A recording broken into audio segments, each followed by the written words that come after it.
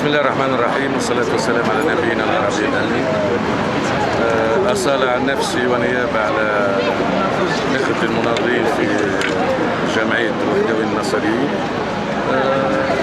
حبينا نساهموا مع جملة المناضلين في أن ندعم قناة الميادين اللي نعتبروها أحد أصوات الحقيقة في المشهد الإعلامي العربي، ومن منطلق قومي تقدمي نحن مستعدين أن نناصر أي قضية صادقة وأي قضية عادلة، ونحن لا نفرق بين مشاكل المواطن العربي مهما كان مكان، سواء كان في موقع إعلامي أو غيره.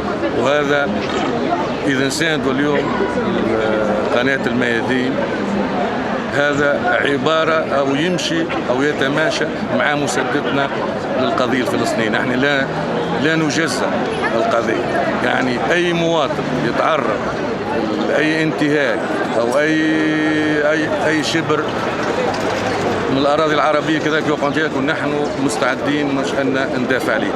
وإذا بالمنطلق هذا نحن نراهن على قناة الميادين أنها تبلغ أصوات المناضلين الحقيقيين،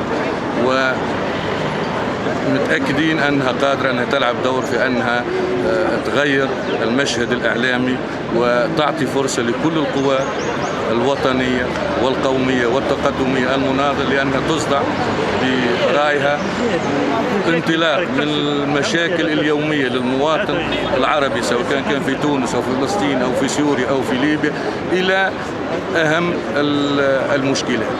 وهذا ما نجم نقوله، وإن شاء الله ربنا يوفقنا في أن ننصر كل قضايانا وأن نوصل بأمتنا العربية أنها في يوم من الأيام تتوحد